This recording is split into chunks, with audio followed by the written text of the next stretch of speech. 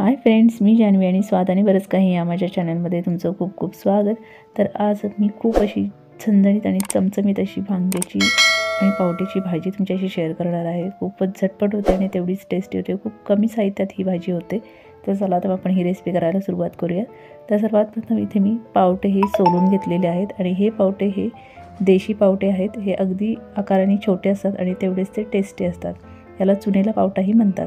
त्यासोबत इथे घेतलेत मी वांगी। तर ही मी ॲक्च्युली माझ्या गावची वांगी आहेत आणि ती खूप टेस्टी असतात। वेगळी आहे ती वांगी थोडीशी। त्यासोबतच एक मध्यम आकाराचा टोमॅटो घेतलेला आहे, एक मध्यम आकाराचा कांदा बारीक चिरून घेतलेला आहे आणि भरपूर सारा कढीपत्ता घेतलेला आहे। इकडे पॅनमध्ये मी तेल घालून घेतलं आहे। तेल गरम झालं की आपल्याला एक चमचा मोहरी घालायची आहे। मोहरी छान तडतडू द्यायची। त्यानंतरच आपल्याला एक चमचा जिरे घालायचे आहेत। त्यासोबतच घालायचा आहे भरपूर सारा कढीपत्ता, बारीक चिरून घेतलेला कांदा घालायचा आपल्याला। एक मध्यम आकाराचा कांदा घेतलेला आहे मी। कांदाही आपल्याला छान परतून घ्यायचा आहे थोडा वेळ। तर मी म्हटलं तसं ती वांगी फेमस सांगलीकडची खुर्चीची वांगी म्हणून फेमस आहेत। तर ती त्या वांग्यांना खूप वेगळी टेस्ट असते।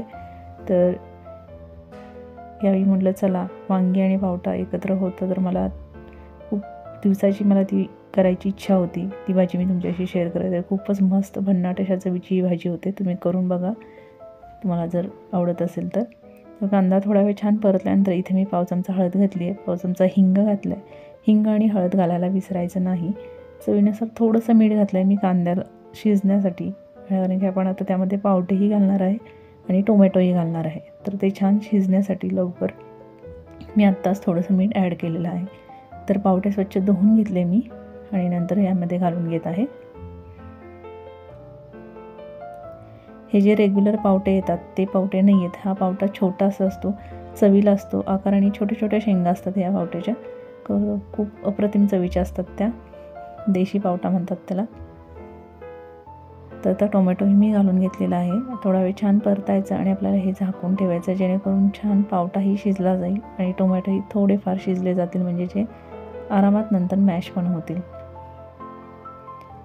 तर वांगी आपण सुरुवातीला घालत नाही। वांगी जर सुरुवातीला घातली तर मग ती खूप जास्त शिजली जातील आणि मग ते भाजी खूप अशी ती वेगळी होते। त्यामुळे वांगी आपल्याला सुरुवातीला घालायची नाही। सुरुवातीला पावटा घालायचा, छान परतून घ्यायचा, शिजवून घ्यायचा थोडा वेळ तो।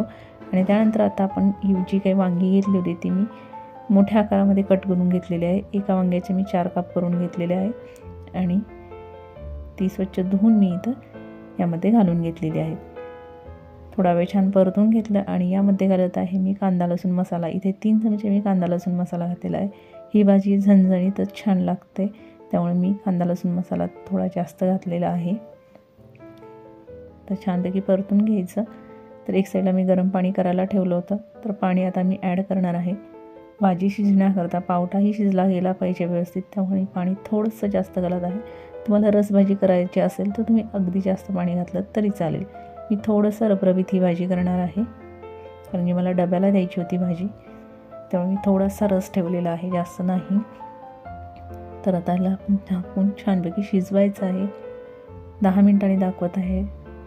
पावटाही आपला छान शिजलेला आहे आणि वांगंही खूप छान शिजलेलं आहे। अजिबात अगदी ओव्हर कुक झालेलं नाही। खूप छान भाजी तयार झालेली आहे। या स्टेजला घालायचं आपण मीठ। एक्स्ट्राचं मीठ आपण सुरुवातीला घातलं होतं, त्यामुळे चवीनुसार जे काही मीठ लागतं तेवढंच मीठ घालायचं। आणि भाजलेल्या दाण्यांचा कूट घातला आहे। कूटही जास्त घालायचं नाही, अगदी थोडासा कूट घातलेला आहे मी। छानपैकी मिक्स केलं, भरपूर सारी कोथिंबीर घातली, परत एकदा मिक्स करणार आणि थोडा वेळ छान वाफ आणणार आहे। खूपच भन्नाट चवीची ही भाजी होते। कलरवरूनच तुम्हाला दिसत असेल, खूप छान अप्रतिम लागते आणि बाजरीच्या भाकरीसोबत तर खूप अप्रतिम लागते। सोबतच मी दही घेतलं आहे, कांदा घेतला आहे। तर ही रेसिपी नक्की ट्राय करा। आवडली तर जास्तीत जास्त लाईक करा, शेअर करा। भेटूया अशाच एका नवीन रेसिपीसोबत। तोपर्यंत bye bye. Thanks for watching friends.